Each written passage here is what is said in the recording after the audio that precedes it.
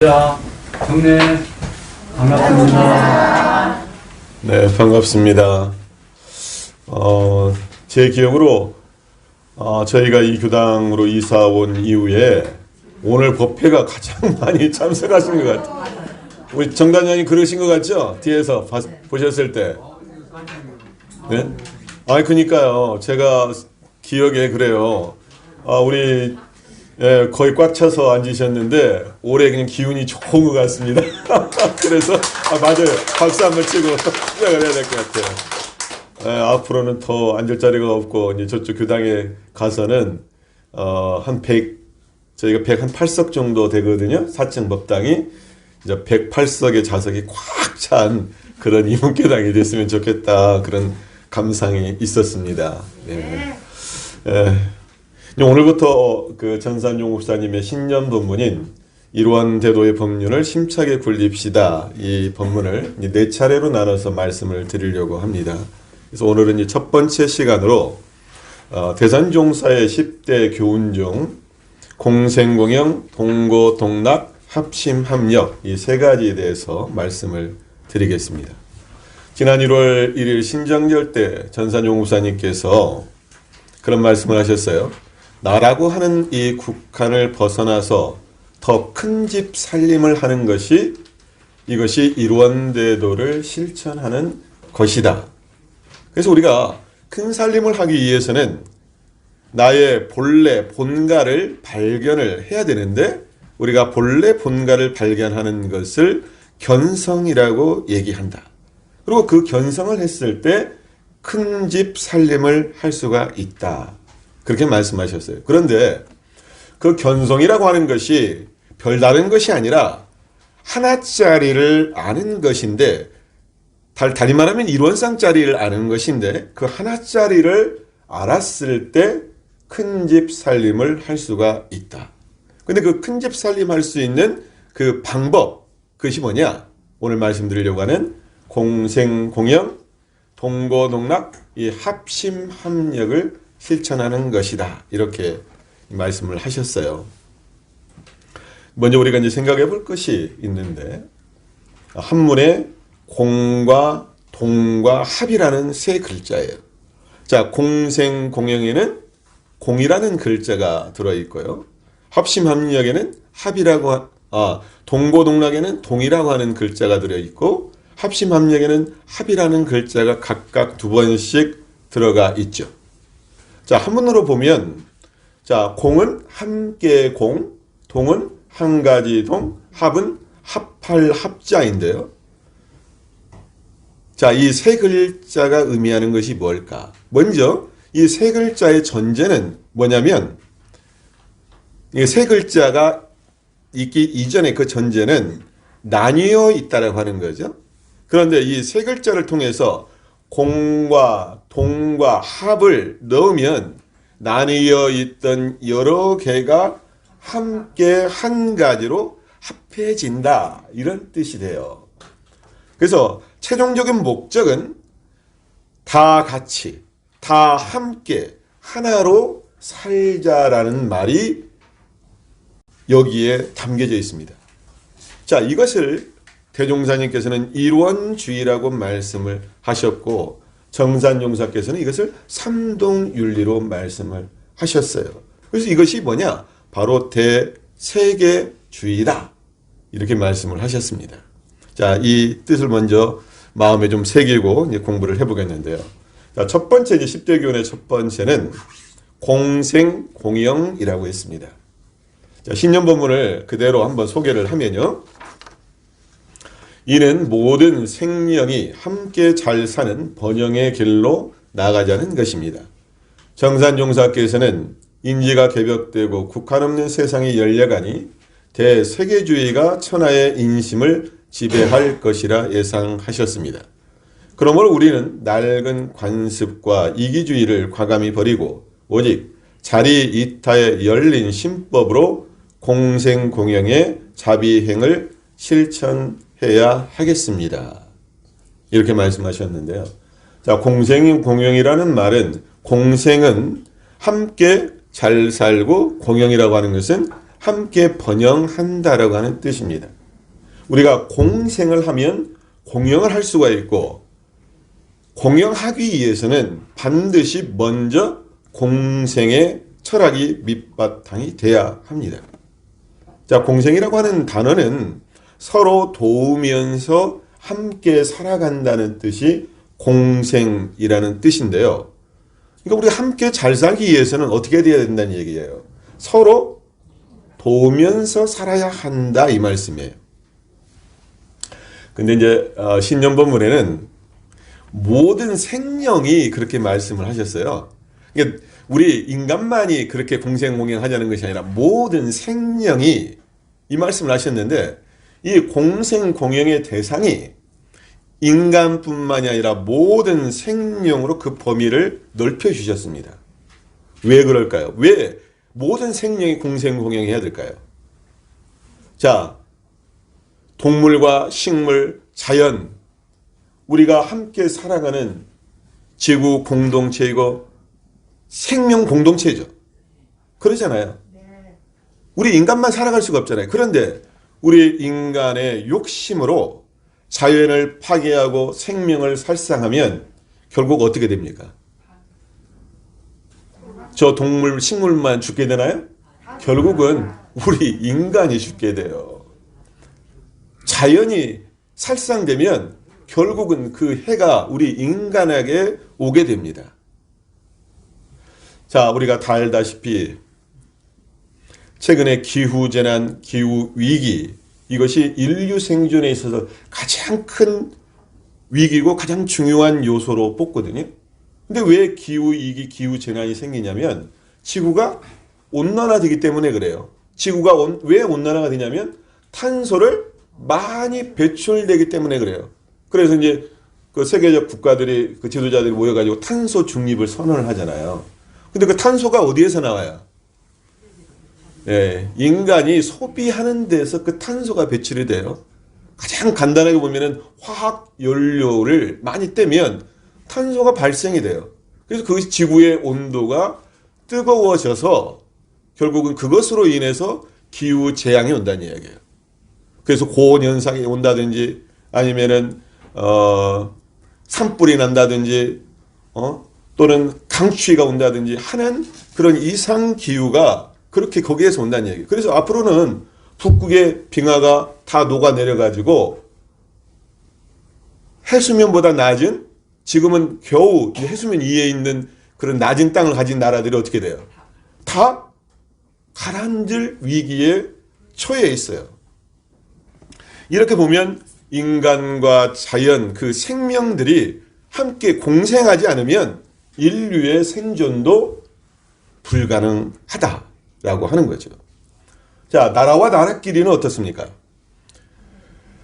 자국 이기주의에 빠져가지고 다른 국가들의 고통에는 아랑곳하지 않죠. 세계가 그렇습니다. 강대국과 약소국의 차이가 극과 극으로 달려가고 있습니다. 이게 공생공행하는 세계가 아니라 약육강식의 국가 이기주의가 점점 심화되고 있어요. 자, 우리가 다 함께 느끼는 것이지만 코로나 지금 상황이 2년 넘게 지속되고 있죠. 이것이 한 부분, 한 나라에만 일어나는 일이 아니라 전 세계적인 재앙입니다. 근데 이렇게 코로나가 발생된 그 창궐한 이유가 뭐냐면 자연에 대한 인간의 무지와 욕망이 빚어낸 결과라고 하는 거죠. 그래서 세계적 과학자들과 또는 제약회사와 자본들이 이 코로나 백신을 개발하기 위해서 뭉쳤고 매달렸고 개발을 했어요. 그런데 그 백신이 나오면 끝날 줄 알았어요. 근데 지금 어떻게 돼요? 한 70%가 백신을 다 맞으면 집단 면역력이 생겨서 괜찮을 거라고 생각했는데 이 변이 바이러스가 생겨요. 델타 바이러스, 오미크론이 생겨요. 그래서 앞으로 이 상황이 어떻게 지금 현재 될지 모르잖아요. 그런데요, 세계적 상황을 보면 그래도 선진국들은 그나마 나은 편에 속할 수가 있어요. 뭐 몇십만 명이 죽는다 하더라도. 근데 우리 지구촌을 봤을 때 빈민국가들, 가난한 나라들은 어때요? 그 사람들은 백신을 맞고 싶어도 맞습니까? 맞지 못합니까? 못 맞아요. 이것을 백신 불평등이라고 하는데요. 이게 의료 혜택이 제대로 돌아가지가 않잖아요. 그런데요, 생각을 해보세요. 그러면 선진 국가들은 이 백신을 다 맞고 의료 혜택을 받아가지고 괜찮다라고 할 수 있느냐? 세계는 다 하나로 통하기 때문에 인도에서 변이 바이러스가 생겨요. 아프리카에서 변이 바이러스가 생겨요. 그러면 그것이 다 어디로 넘어가요? 전 세계로 넘어가서 이 세계적 문제 재앙이 끊일 수가 없는 거죠. 그래서 이 코로나 바이러스라고 하는 것도 전 인류적, 전 세계적 차원에서 접근하지 않으면 코로나 위기가 끝난다, 끝나지 않는다. 끝날 수가 없다라고 하는 사실이에요. 근데 이 코로나 바이러스뿐만이 아니라 이런 위기뿐만이 아니라 앞으로 다가올 수많은 인류의 그 위기들, 인류의 재앙들이 우리 인류의 공동의 문제이지 어느 한 나라, 어느 한 집단의 문제가 아니란 이야기죠. 그래서 세계 각 지도자들이 자기 나라에만 국집하지 않고 국경을 초월해서 이 세계를 공생공영의 평화세계로 이끄는데 다 함께 노력해야 하는 이유가 거기에 있습니다. 자, 우리 대한민국만 하더라도 어떠세요? 우리가 다 함께 잘 살고 다 함께 번영하는 공생공영의 국가일까요? 아니요. 네, 일부 하는 데도 있지만 많은 부분 부족하잖아요. 빈부격차가 갈수록 심화되고 있어요. 너무 한쪽만 잘 사는 사람들은 계속 잘 살게 되고 못 사는 사람들은 계속 못 살게 되는 극과 극의 빈부격차가 지금 벌어지고 있어요. 정규직과 비정규직, 노사, 또 이념, 서로 간에 공생공영이 아니라 서로 다투고 갈등하는 이 사회가 되고 있어요. 이 평등 사회를 만들기 위해서는 우리가 약자들을 보호해주고 이끌어가는 이러한 사회적 장치와 더불어서 우리의 의식의 전환이 필요한 때입니다. 자, 기업도 마찬가지잖아요. 공생공영해야 되고 이 사회가 곳곳에서 이 공생공영의 가치가 실현될 때 우리 사회와 우리나라가 어떤 나라가 되냐면 잘 사는 사회, 함께 잘 사는 나라가 됩니다. 우리가 공생공영을 지금 말씀을 드리는데, 자, 우리가 교리적 접근을 했을 때 가장 가까운 교리가 어떤 교리일까요? 공생공영 하자라고 하는 것은 사은중, 사여, 이게 사여도 이제 되지만은 사은중, 네, 통포은입니다. 우리가 동포부원의 강령을 뭐라고 말할 수 있어요? 동포부원의 강령은 자리 이타의 도죠. 나도 이롭고 너도 이로운 것이 자리이타의 정신인데 이것이 어떤 말이냐면 함께 어울려 살아가자. 서로 돕고 함께 살아가자라고 하는 것이 동포보훈의 강령입니다. 그래서 이렇게 살아가게 되면 일체 동포가 어떻게 된다? 자연히 공생공영하게 된다는 이야기죠.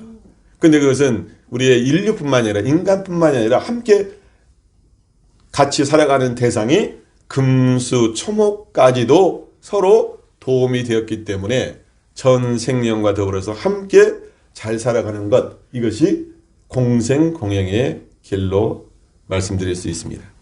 자, 10대 교훈 두 번째는 동고동락이라고 하셨는데요.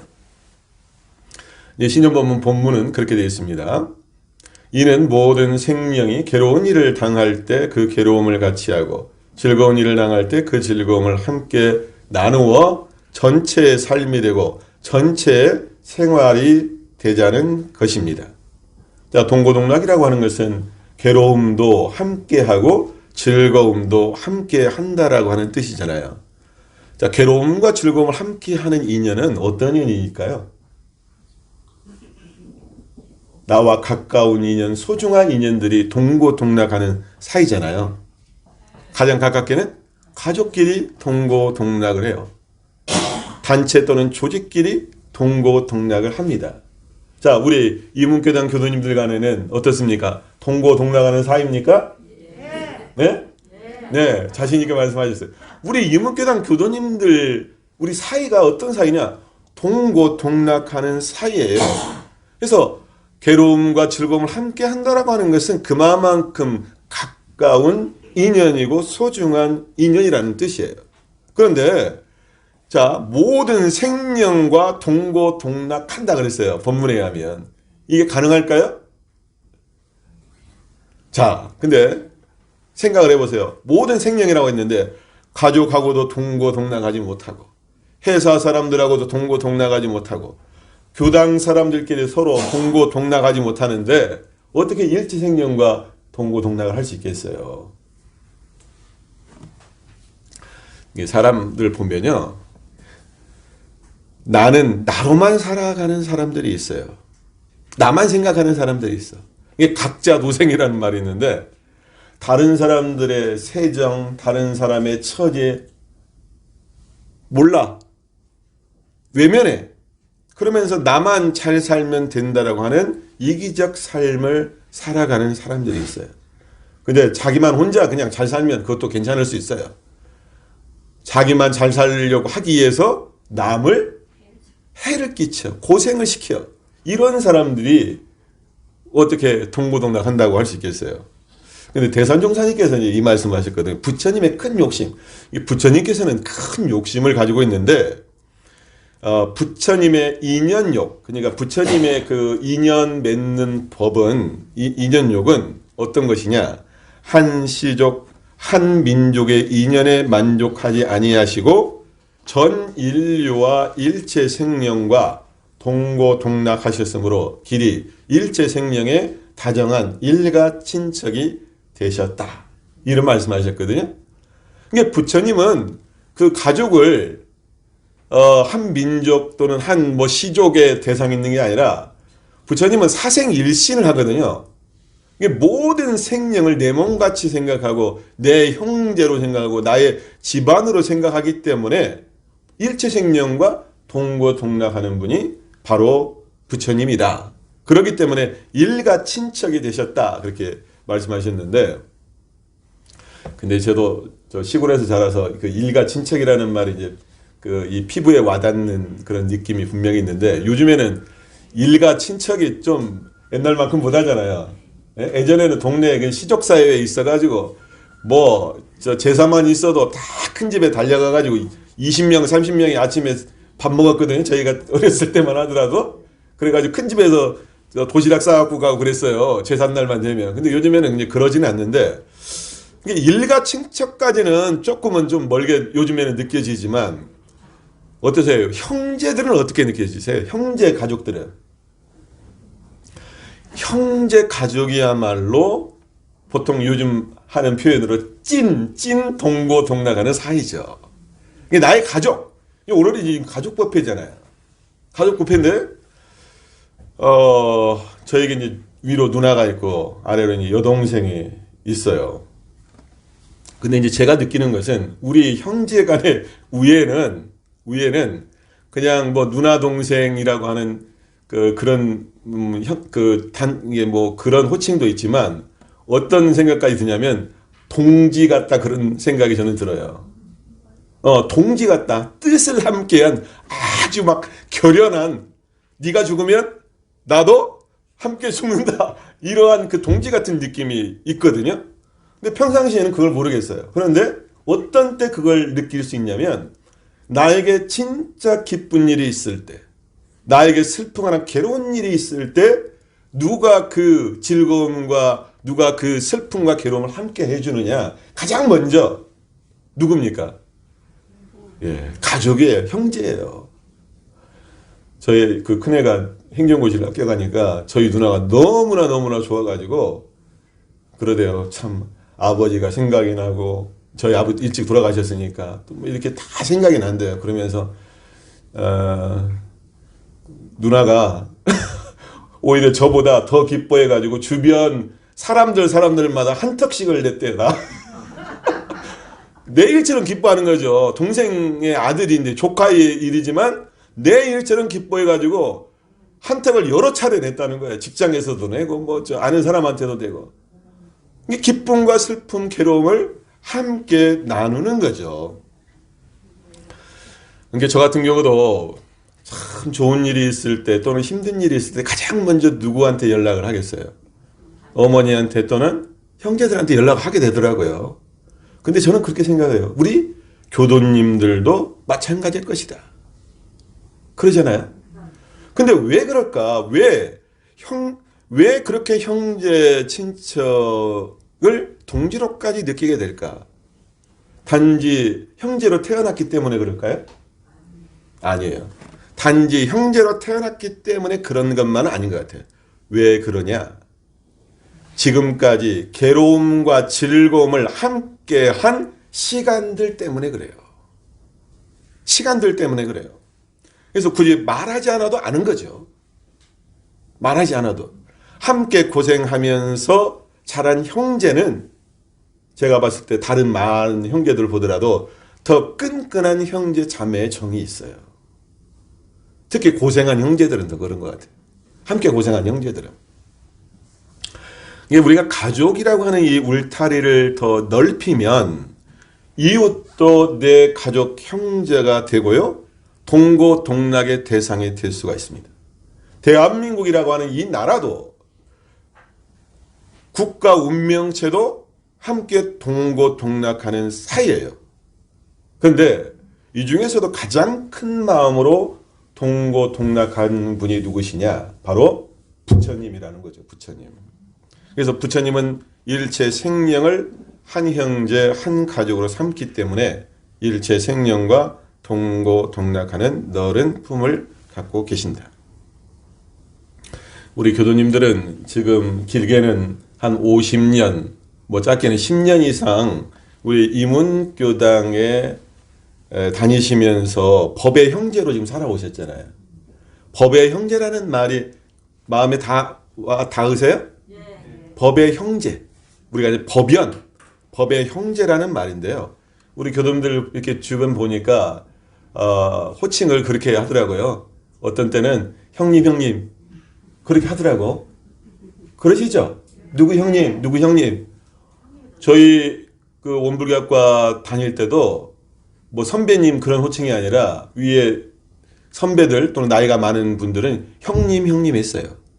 대종사님 당대 때도 대종사님을 뭐라고 불렀냐면 아버님이라고 불렀어요. 나중에는 이제 종수아주라고 불렀지만 아버님 그렇게 불렀어요. 형님 불렀어요. 이러한 이 가족 같은 호칭이 굉장히 끈끈한 그 인연관계를 말을 해주는데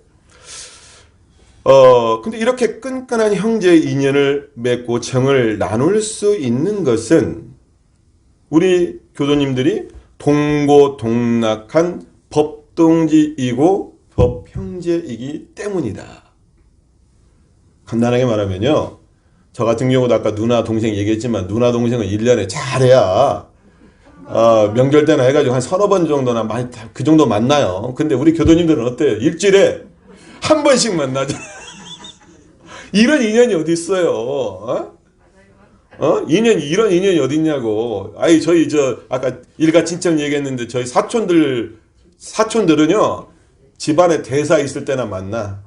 누가 돌아가셨거나 누가 결혼했을 때나 만나요. 그러니까 잘해야 한 2, 3년에 한 번 만나든지 그렇게밖에 안 되더라고요, 요즘에. 근데 우리 교도님들은 즐거울 때나 괴로울 때나 함께 했어요.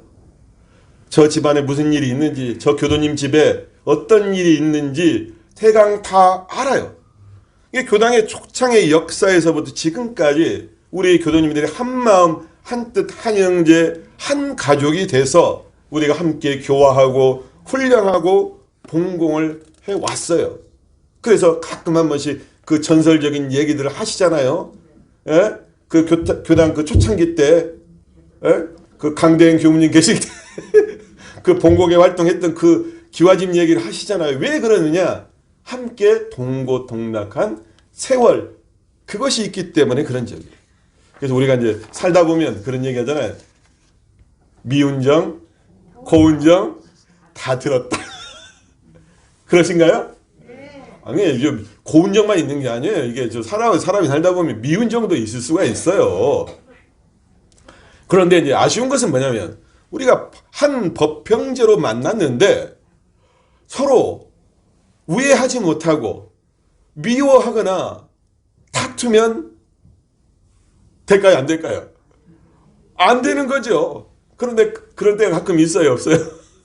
아니, 저 사람 보면 속상할 때가 있어. 저 사람 보면 미울 때가 있어. 그럴 때가 있죠. 그리고요, 또 동고동락이라고 했는데 즐거운 일에 대해서는 동락을 하기는 쉬워요.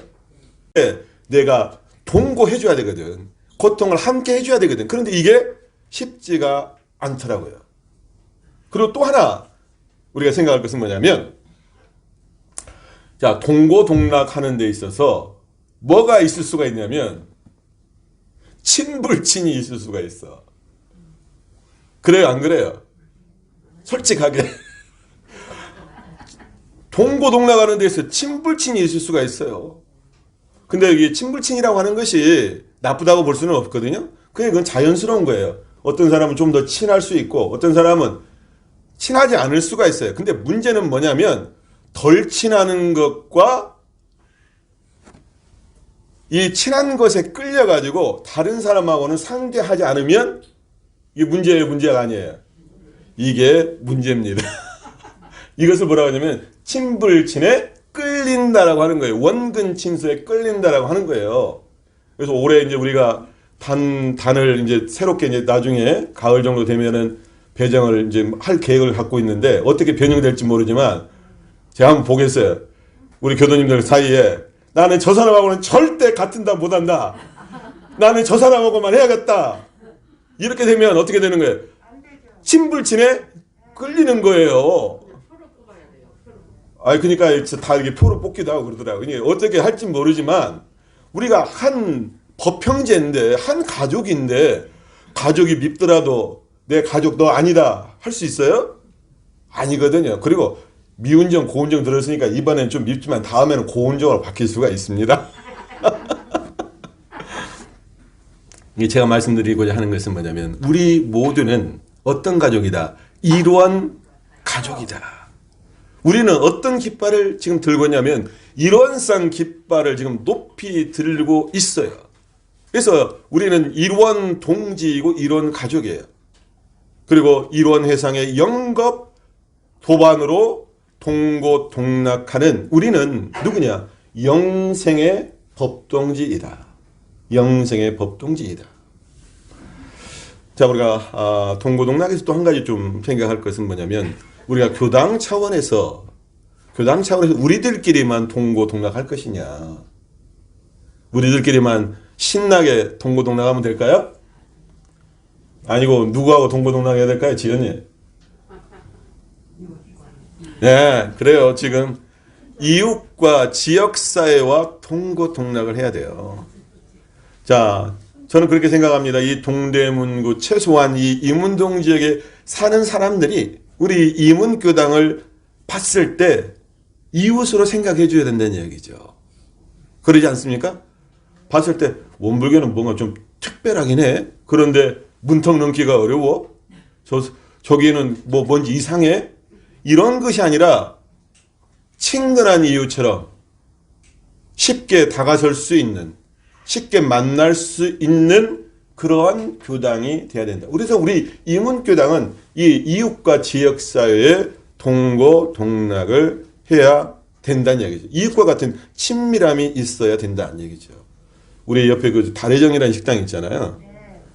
우리가 뭐 거의 뭐 몇십 년 단골이 되다 보니까 저도 이제 자연스럽게 그 집을 가잖아요. 근데 그 집 그 사장님, 남자 사장님이나 여자 사장님이 제가 그냥 그 일반 음식점 사장님 같이 안 느껴져요. 그냥 우리 집 뭐 가족 형제 같이 느껴져요. 그리고 제가 가면은 또 잘해줘요. 잘해줘. 뭐 낙지 전골을 하나 먹더라도 낙지를 한 마리 더 넣어주더라고요. 제가 가면.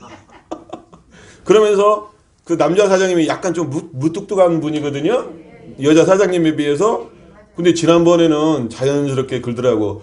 아이고, 교무님, 제가 그쪽에 교당 짓는데 지나면서 보니까 이제 밑에랑 그 기초랑 다 했대요. 이렇게 먼저 말을 걸어주더라고. 근데 그분이 성격상 그러기가 굉장히 어려운 분이거든. 먼저 아는 척하기가 어려운 분이거든. 그런데 이제 시간이 지나니까 친밀해지니까 어떻게 느껴지는 거예요? 가족처럼 느껴져요. 그분도 그럴 거예요. 우리 원불교 이문교당에 당신이 교당은 안 다니시지만 가족처럼 느껴질 거예요. 그러니까 그런 이야기도 물어보는 거죠. 그 사장님이 불교를 다닌대요. 그래서 이제 이게 불교 신앙을 한대요. 근데 이제 앞으로 우리가 교당을 지면은 불교하고 우리하고는 거의 한 형제니까 나중에 그분도 이제 교당 나오게끔 해야겠다 그 생각을 좀 하고 있습니다. 우리가 교당을 신축하게 되면 가장 먼저 해야 될 일 중에 하나가 지역사회로 교화의 장을 넓히는 겁니다. 어떻게 지역사회와 이웃과 소통할 것인가, 이러한 지혜가 필요할 것 같아요. 자, 10대경 이제 세 번째가 합심 합력의 길이다 이렇게 말씀해 주셨는데요. 신년본문에 그렇게 말씀하셨습니다. 합심이란 일심이요, 한 마음이며 합력이란 단결이요 대의입니다. 그러므로 우리는 재생의세의 서원을 위해서는 여러 몸이 한 몸이 되고 여러 마음이 한 마음이 되어 틈없는 심경으로 서로 돕고 이끌어주는 일심합력의 신법을 실천해야 하겠습니다. 이렇게 말씀을 하셨는데요. 합심이라는 것은 마음을 합하는 거죠. 합력이라고 하는 것은 힘을 합하는 거예요. 마음을 우리가 먼저 합했을 때 합력을 할 수가 있습니다. 근데 본문 말씀처럼 합심이란 여러 마음이 아닌 한 마음이고 합력이란 힘이 하나로 뭉쳐진 단결이다 이렇게 말씀을 하셨어요.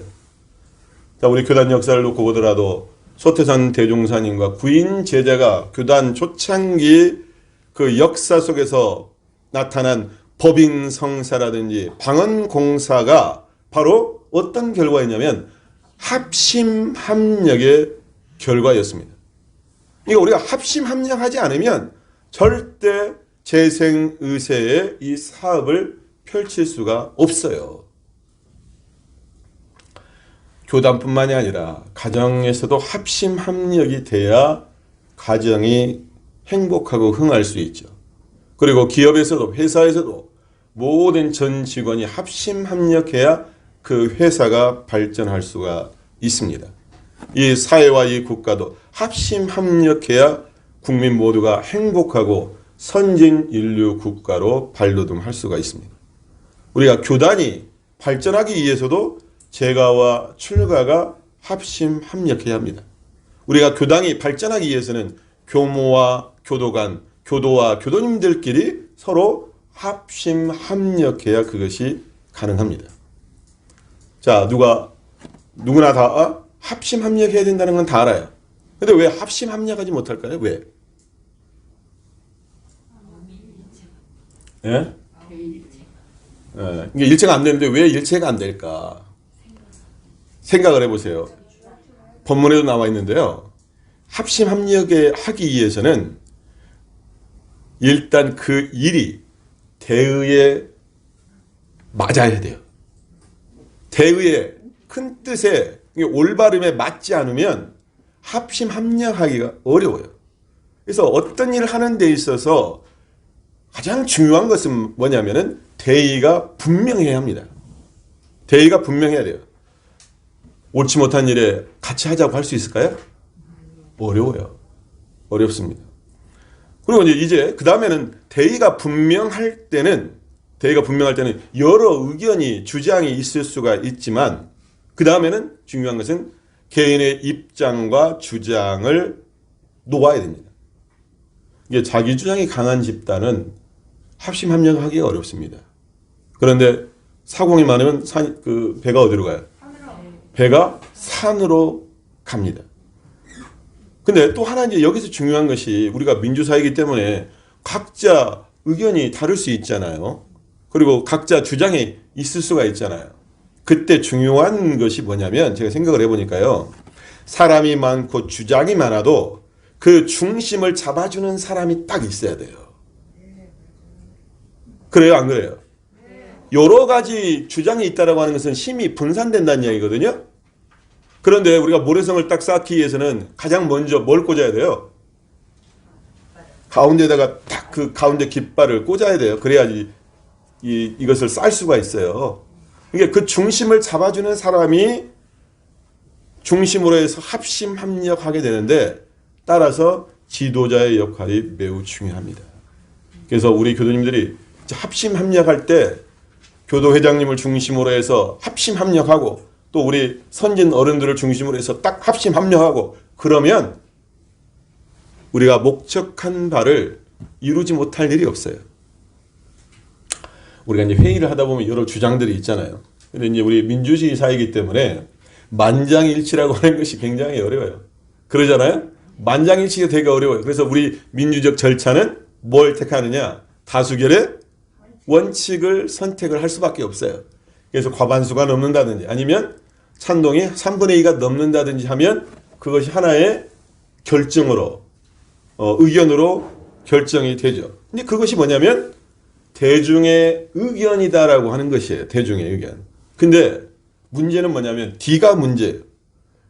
어떤 문제를 일으킬 수 있느냐면 나는 찬성하지 않았으니까 따를 수 없다. 또는 여기까지만 해도 괜찮은데 가만히라도 있으면 좋은데 뒤에서 방해를 해. 근데 이렇게 되면 안 되는 거죠. 합심 합력이 하는 데 있어서. 우리가 개인 일이 아니라 공중 일을 하는 데 있어서는 내 의견과 설사 다를지라도 이것이 대중의 의견이고 대의에 맞는다면 우리가 어떻게 해야 된다? 따라야 된다. 합심 합력하는 것이 맞다라고 하는 것이죠. 우리 이제 원불교 교단이 이제 107전에 이제 교단 역사를 갖고 왔는데 작은 교단이잖아요. 작은 교단이지만 그래도 한국 사회에 그래도 4대 종교로서 그래도 자리매김할 수 있었던 가장 큰 저력이 뭐냐면 교단이 일치 단결 합심 합력하는 이 힘이 있었기 때문에 그래요. 그것은 교단 초창기 역사에서부터 아까 말씀드린 바와 같이 법인성사라든지 방언공사라든지 모든 교단의 결정과 일을 하는 데 있어서 대종사님 당대에서부터 정산종사, 대산종사에서부터 일심합력, 합심합력의 정신이 밑바탕 됐기 때문에 그 의견을 중심으로 해서 모두가 다 하나로 뭉칠 수가 있었다. 이것이 바로 우리 원불교 정신이고 아주 우리 원불교의 소중한 가치가 된다라고 할 수 있죠. 그래서 이것이 우리 뭐 교당도 그러고 우리 가정에도 그러고 뭐 내가 다니는 직장에서도 그러고 일심합력의 정신을 바로 세우는 것이 무엇보다 중요한 것 같습니다. 자, 설교를 마무리하겠습니다. 우리는 함께 사는 사회에서 살고 있어요. 나 혼자만 잘해서는 좋은 사회가 될 수가 없는 그런 세상입니다. 그래서 우리는 하나의 세계에서 살고 있는데, 그래서 우리는 공생공영, 동고동락, 합심합력을 통해서 우리 모두가 다 함께 잘 살고 함께 행복한 세상을 만드는 것이 대종사님께서 연만하셨던 일원회상이고 대세계주의라고 말씀드릴 수가 있습니다. 그래서 올 한 해 전산용 목사님의 이 일원대도 법률을 심차게 풀리자는 이 본문의 바탕에서 우리는 어떻게 공생공영할 것인가? 우리는 어떻게 동고동락할 것인가? 우리는 어떻게 합심합력할 것인가? 모든 일을 당해서 같이 생각해보고 그렇게 그 마음으로 하나된 마음으로 살아가는 올 한 해가 되시기를 염원드리면서 제 설교 마칩니다. 감사합니다.